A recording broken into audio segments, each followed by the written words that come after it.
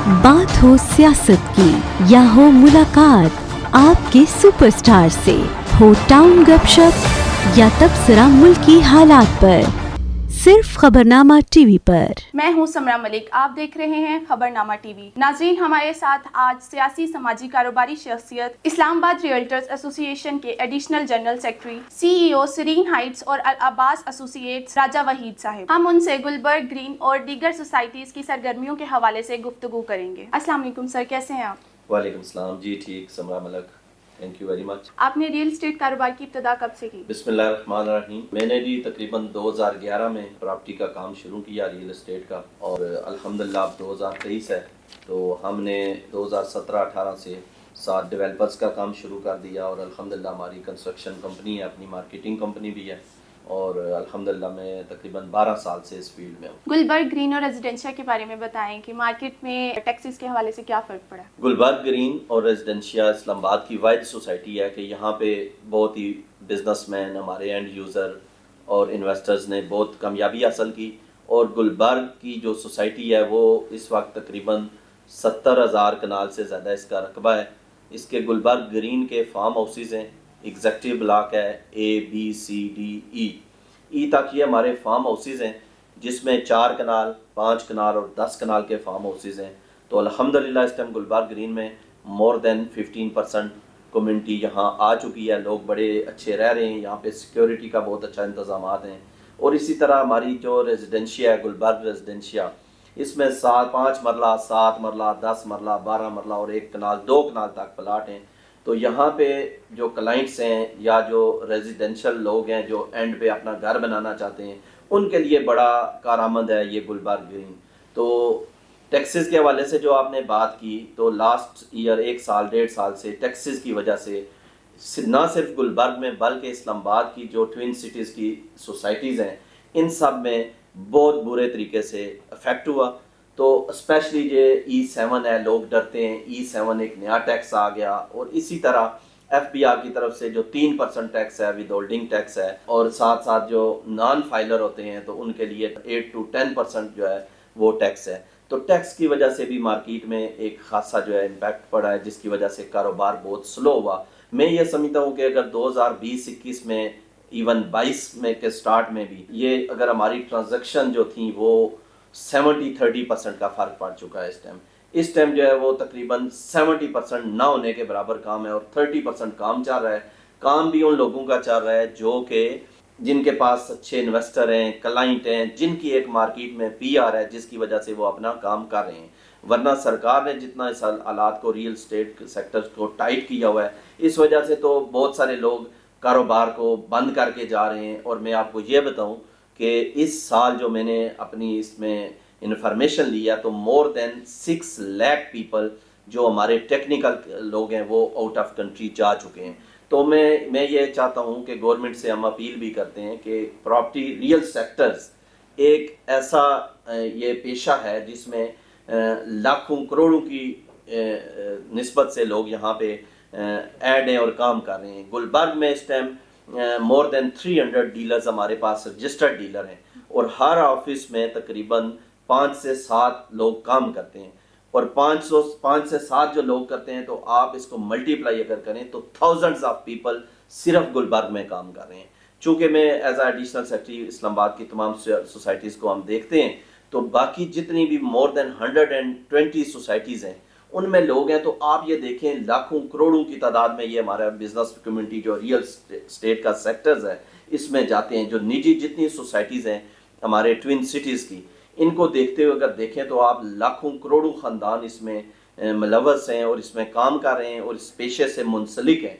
तो प्रॉपर्टी के काम को जितना फ़रोग दिया जाए वो हमारे लिए बेहतर है। मैं ये समझता हूँ कि कुछ ऐसे डीलर्स भाई भी होते हैं जिनकी वजह से मार्केट नीचे आती है और काम कम हो जाता है। मेरा ये डीलरों के लिए भी पैगाम है कि ईमानदारी से, नेक नीति से काम करें और इसका बल्कि कोई, मैं कहता हूँ जैसे एजुकेशन में इसका एक रियल स्टेट एक प्रॉपर एक सब्जेक्ट होना चाहिए। गवर्नमेंट को मेरी तजवीज़ है कि इसमें जो बंदा आए वो कोर्सेज करके सीख के आए और अपने क्लाइंट के साथ उस जो एक इन्वेस्टमेंट करता है उसको नहीं पता होता कि मेरा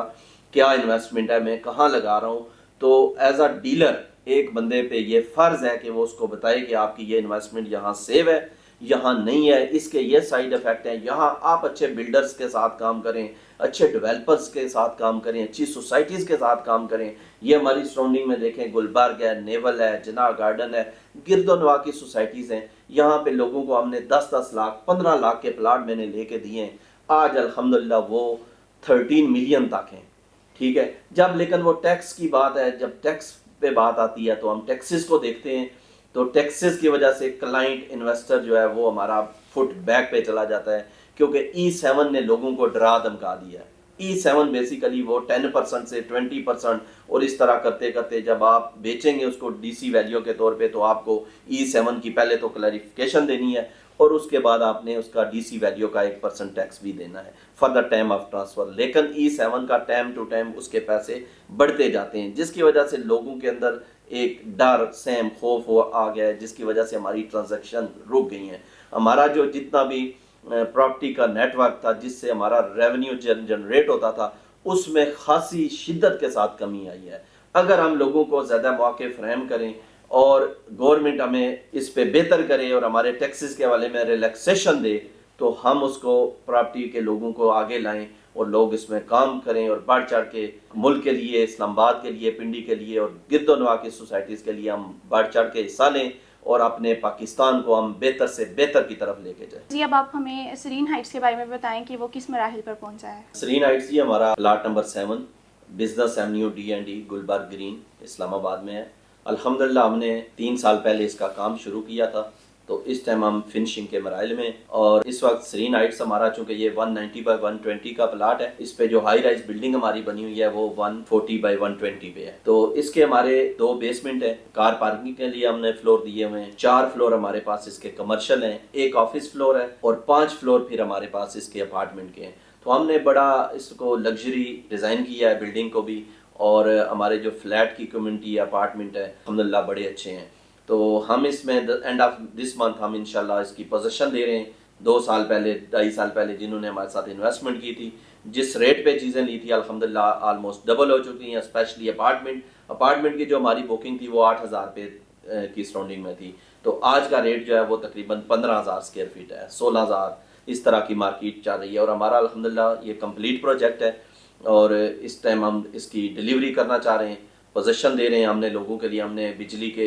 ٹرانسفارمرز وغیرہ بھی لگا دیے ہیں، باقی جتنی امینٹیز ہیں اس میں ہم نے وہ پرووائڈ کر دی ہیں الحمدللہ۔ اور ہمارا یہ ایک فیملیز کے لیے سرین ہائٹس میں اسپیشلی بہت اچھا یہ پروجیکٹ ہے، اور اس میں فیملیز کے لیے بڑا اس میں پروٹیکٹیو چیزیں ہیں، اور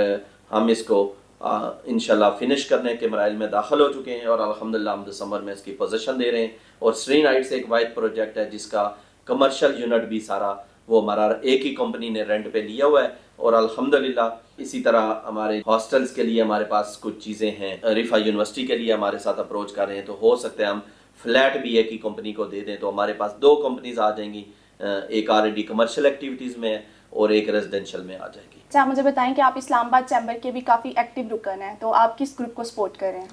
میرا تعلق فاؤنڈر گروپ سے ہے جس کے چیئرمین ہیں خالد اقبال ملک صاحب، اور ہمارے اس ٹائم جو سٹنگ پریزیڈنٹ ہیں احسن ظفر بختاوری صاحب ہمارے پریزیڈنٹ ہیں اسلام آباد چیمبر آف کامرس انڈسٹری کے، اور ریسنٹلی ان کو 1 سال کا ٹینیور ملا ہے، ان کی ایکسٹینشن ہوئی ہے، اور احسن بختاوری صاحب اسلام آباد چیمبر آف کامرس انڈسٹری میں بہت اچھا کام کر رہے ہیں، جہاں ہمیں ضرورت ہوتی ہے یا دیگر شعبہ جات میں بزنس کمیونٹی کو جہاں بھی جو مسائل ہیں اس میں احسن ظفر بختاوری پیش ہوتے ہیں اور فرنٹ پہ فٹ پہ کھڑے ہو کے شانہ بشانہ ہمارے ساتھ کام کرتے ہیں۔ اور اسلام آباد چیمبر آف کامرس انڈسٹری نے یہ 2 سال سے محنت کرتے ہوئے لاسٹ منتھ ہمارا MOU اسلام آباد چیمبر اور IBCHS کے ساتھ ایک MOU سائن ہوا، جس میں انٹرنیشنل ایکسپو سینٹر یہاں پہ قائم کیا جا رہا ہے ہمارے گلبرگ ریزیڈینشیا میں، F4E ایگزیکٹو بلاک ہیں، ان میں ریزیڈینشل ایریے میں ہمارا جو ایکسپو سینٹر ہے اس کی اسلام آباد چیمبر اور گلبرگ کے ساتھ ان کی JV ہوئی ہے، تو الحمدللہ JW میریٹ بھی ہے ہمارے پاس، اور اسی طرح ایکسپو سینٹر آئے گا۔ تو میں یہ سمجھتا ہوں کہ اس طرح کے چیمبر کے جو اقدامات ہیں تو ان کی وجہ سے بھی ہمیں بہت فروغ ملا، ہماری بہتری آئی، اور گلبرگ میں ہم دیکھ رہے ہیں کہ انشاءاللہ ان چیزوں کی وجہ سے کاروبار میں تیزی بھی آئے گی، اور ہمارے پاس بہت سارے ہمیں اپرچونٹیز ہیں، مواقع ملیں گے، تو ڈیلرز اور دیگر سراؤنڈنگ میں جو رہنے والے ہمارے حلقۂ باب ہے تو وہ بھی اس سے انشاءاللہ لطف اندوز ہوں گے۔ جی آپ مجھے بتائیں کہ آپ ایک سپورٹس فین بھی ہیں، یہ 2 ویکس پہلے آپ کی ایک ایسوسیشن نے ایک ٹکٹ ٹورنامنٹ کروایا ہے، تو آپ اس بارے میں کیا کہنا چاہیں گے؟ اسلام آباد ریئلٹرز ایسوسی ایشن نے ایک ٹیپ بال ٹورنامنٹ کا انعقاد کیا تھا، جس میں ہمارے پاس 32 ٹیمز نے شرکت کی اور رجسٹریشن کرائی۔ تو الحمدللہ گلبرگ سے بھی ہماری ٹیم تھی، میں چونکہ ایز ایڈیشنل جنرل سیکرٹری بھی ہوں، اور ہم اس کی میزبانی بھی کر رہے تھے، اور ہر ہمارے جو عہدیدار تھے انہوں نے ٹیمیں رجسٹرڈ کروائی ہوئی تھیں، اور دیگر جو سوسائٹیز تھیں ان کی طرف سے بھی کرکٹ ٹیمیں ہمارے ساتھ رجسٹرڈ ہوئیں۔ تو گلبرگ سے الحمدللہ ہماری 2 ٹیمیں، ہماری ایک ٹیم جو ہے پہلے میچ کھیلی ہے، اور چونکہ ایک ناک آؤٹ سسٹم تھا، ایک میچ ہارنے پہ ٹیم باہر ہو جاتی تھی، تو گلبرگ کی ہماری جو ایک ٹیم تھی وہ پہلے میچ میں انفارچونیٹلی کامیابی حاصل نہیں کر سکی، لیکن دونوں کی ہم سپرویژن کر رہے تھے گلبرگ کی طرف سے۔ تو جو دوسری ٹیم تھی ہماری الحمدللہ، اس نے پہلا میچ کھیلا، دوسرا، تیسرا کرتے دیکھتے دیکھتے ہماری ٹیم کوارٹر فائنل میں چلی گئی، اور کوارٹر فائنل ہم نے جیتا، اور ہم سیمی فائنل میں چلے گئے۔ سیمی فائنل میں ہمارا بہت ہی نیشنل لیول کی ایک ٹیم سے مقابلہ ہوا، جس میں بہت کانٹے دار مقابلہ ہوا، اور آخری اوورز میں میچ کا فیصلہ ہوا، جس میں ہماری ٹیم سیمی فائنل ہار گئی۔ لیکن الحمدللہ سپورٹس مین ہے، یہ ہم سپورٹس مین اسپرٹ ہونا چاہیے۔ ہماری جو گلبرگ کی طرف سے ٹیم تھی، ایک لوکل ٹیم تھی، اس نے بڑا اچھا پلیئر کیا اور بڑا ویل آرگنائز کیا، اور میں یہ سمجھتا ہوں کہ ہمارا اتنی بڑے لیول کا یہ ٹورنامنٹ تھا، جس میں 32 ٹیمز میں ہم چوتھے نمبر پہ، ہمارا جو گلبرگ کی ٹیم ہے وہ پہلے 4 نمبر میں سے ہماری ٹیم آئی ہے۔ تو ہم نے اب یہ جو ہماری مینجمنٹ کمیٹی ہے جنہوں نے ٹورنامنٹ آرگنائز کیا تھا، ہم اگلے سال انشاءاللہ اس سے بہتر اس کو آرگنائز کریں گے۔ ہم ٹیمز کی جو نمبر آف ٹیمز ہیں ان کو تھوڑا سا ریڈیوس کریں گے، اس کو بہتر سے بہتر کریں گے۔ اس میں دیکھیں ایک بہت بڑا جو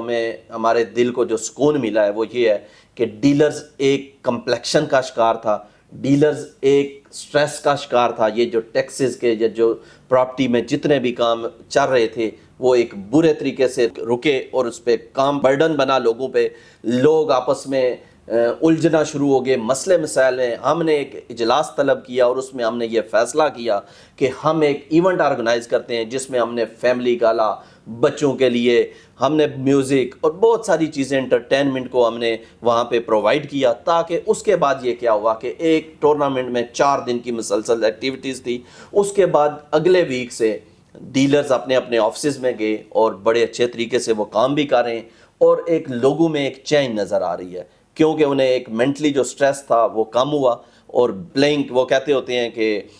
جن ملکوں میں کھیل کے میدان آباد ہوتے ہیں ان کے ہاسپٹل ویران ہوتے ہیں۔ تو اس طرح ہماری ایسوسی ایشن انشاءاللہ آئندہ بھی یہ کام اس طرح کے ایونٹس آرگنائز کرتی رہے گی، جس میں ہمارا یہ کاروبار بھی اور صحت کی فٹنس اور ان چیزوں پہ بھی ہم فوکس کر سکیں۔ اچھا آپ مجھے بتائیں کہ آپ فورن کنٹریز کے بھی دورے پر جاتے رہتے ہیں، تو اب تک آپ نے کتنی کنٹریز جو ہیں انہیں وزٹ کیا ہے؟ دیکھیں جی، میں تو انگلینڈ میں UK میں رہا ہوں، پہلے 4 سال تک وہاں میں ایجوکیشن کے لیے گیا تھا۔ وہاں الحمدللہ ایک میں نے ڈگری لی ہے، اور اس کے بعد میں بزنس کرتا رہا۔ 4 سال کے بعد میں پاکستان آ گیا، اور پاکستان میں نے آ کے یہاں سے 2011 میں نے پراپرٹی کا کام سٹارٹ کیا۔ تو میرا جی آنا جانا لگا رہتا ہے ڈیفرنٹ کنٹریز میں۔ الحمدللہ میں سعودیہ، عراق، ایران، عمان، قطر، ترکی، ملیشیا، دبئی، کافی کنٹریز کے میں نے وزٹ کیے ہوئے ہیں، لیکن مجھے جو ہے وہ پاکستان سے وفا ہے، اور پاکستان کی مٹی سے وفا ہے۔ میں جہاں بھی رہوں، جتنا عرصہ رہوں، لیکن ہمیں جو ہے اپنا شہر اسلام آباد ہی اچھا لگے گا، ملک بھی ہمیں پاکستان ہی اچھا لگے گا، کیونکہ امام حسین علیہ السلام کا فرمان ہے، جو مومن کی پہچان ہے کہ اس کو اپنی مٹی سے وفا ہو، اور وہ اپنے ملک کے ساتھ وفادار ہو۔ مومن کی یہ نشانی ہے کہ اس کی اپنے ملک کے ساتھ وفاداری ہو۔ جی آپ ہمیں بتائیں کہ آپ خبر نامہ ٹی وی سے لوگوں کو کیا پیغام دینا چاہیں گے؟ دیکھیں جی، ریئل اسٹیٹ سیکٹرز جو ہے اس میں بہت جان ہے۔ کہتے ہوتے ہیں کہ ہر مشکل کے بعد ایک آسانی ہے، تو مشکل ٹائم جو میں سمجھتا ہوں کہ وہ گزر رہا ہے اور گزر چکا ہے، اس میں کوئی زیادہ دیر نہیں ہے۔ تو میں اپنی ریئلٹرز کمیونٹی سے درخواست کرتا ہوں کہ اپنے حوصلے بلند رکھیں، اور انشاءاللہ مارکیٹ میں ایک بہت بڑی چینج آنے والی ہے، اور نیکسٹ ایئر آپ دیکھیں گے کہ پراپرٹی میں ایک بوم آئے گا، ایک بوسٹر لگے گا، جس کی وجہ سے ہمارے کاروبار میں مزید بہتری آئے گی۔ اس میں ایک فرمان ہے، حضرت علی علیہ السلام کے پاس حضرت سلمان فارسی تشریف لائے جو کہ حضور صلی اللہ علیہ وسلم کے بھی صحابی تھے، تو انہوں نے فرمایا کہ مولا علی علیہ السلام سے کہ آپ ہمیں کوئی ایسا کام بتائیں جس سے میری زندگی بھی آسان ہو جائے اور اللہ کی ذات بھی راضی رہے۔ تو حضرت علی علیہ السلام نے جناب سلمان فارسی سے فرمایا کہ 2 کام یاد رکھنے والے ہیں، 2 چیزیں ہیں، 2 باتیں ایسی ہیں ان کو بھول جاؤ، اور 4 چیزیں ایسی ہیں جن پہ قائم رہو۔ پہلی جو 2 باتیں ہیں آپ نے یاد رکھنی ہیں، آپ نے اللہ کو یاد رکھنا ہے، توحید کو یاد رکھنا ہے، اور موت کو یاد رکھنا ہے۔ دوسری بات ہے کہ کسی پہ احسان کرو تو اس کو بھول جاؤ، اور بیوقوف کی بات کو آپ نے دل و دماغ پہ نہیں، اس کی بات کو بھول جاؤ۔ پھر جو تیسرا ہے کہ جن چیزوں پہ قائم رہنا ہے، تو حضرت علی علیہ السلام نے جناب صحابی سلمان فارسی سے فرمایا کہ جب آپ مصلے پہ جائے نماز پہ کھڑے ہوں تو دل پہ قابو رکھو، کسی محفل میں بیٹھے ہیں تو اپنی زبان کو قابو میں رکھو، اور اگر آپ دسترخوان میں بیٹھے ہیں تو اپنے ہاتھ کو قابو میں رکھو، اور اگر کسی کے گھر میں جا رہے ہیں، گھر پہ گئے، مہمان گئے، تو اپنی نظر پہ قابو رکھو۔ تو یہ ایک پیغام ہے، یہ ایک حدیث تھی، تو اس سے بھی ہمیں بہت بڑا سبق ملتا ہے۔ تو اللہ تعالیٰ ہمارے تمام بھائیوں کو اس پیشے سے منسلک رکھے اور ان کے کاروبار میں دن دگنی رات چگنی ترقی عطا فرمائے۔ آخر میں سمرہ ملک آپ کا اور آپ کی پوری ٹیم خبرنامہ ٹی وی کا بھی تہ دل سے مشکور و ممنون ہوں کہ جنہوں نے ہمیں ٹائم دیا، ہمیں کوریج دی، انٹرویو لینے آتے ہیں، اور ساجد صاحب جو کہ بڑی زبردست عکاسی کرتے ہیں، اور ان کے خبرنامہ ٹی وی جو ہے وہ تقریباً صبح ہم اٹھتے ہیں تو خبرنامہ ٹی وی کا کوئی نہ کوئی میسیج آیا ہوتا ہے۔ تو خبرنامہ ٹی وی ہمارے سیاسی اور سماجی ایونٹس، جتنے بھی ہمارے ایونٹس ہوتے ہیں، اور یہ اس کو کوریج دیتے ہیں، اور ہم ان کے بہت مشکور ہیں خبرنامہ ٹی وی کے، اور آپ کا بھی بہت بہت شکریہ، اور خبرنامہ ٹی وی کی پوری ٹیم کے ہم بے حد مشکور و ممنون ہیں۔ آپ کا بہت بہت شکریہ۔ ایسی انفارمیٹو ویڈیوز کو دیکھنے کے لیے ہمارے یوٹیوب چینل خبرنامہ ٹی وی کو سبسکرائب اور فیس بک پیج کو لائک اور فالو کیجیے تاکہ نئی آنے والی خبریں آپ تک بآسانی پہنچ سکیں۔ اب تک کے لیے سمرہ ملک کو دیجیے اجازت۔ انشاءاللہ نیکسٹ پروگرام میں کسی نئی شخصیت کے ساتھ دوبارہ سے آپ کی خدمت میں حاضر ہوں گے۔ تب تک کے لیے اللہ حافظ۔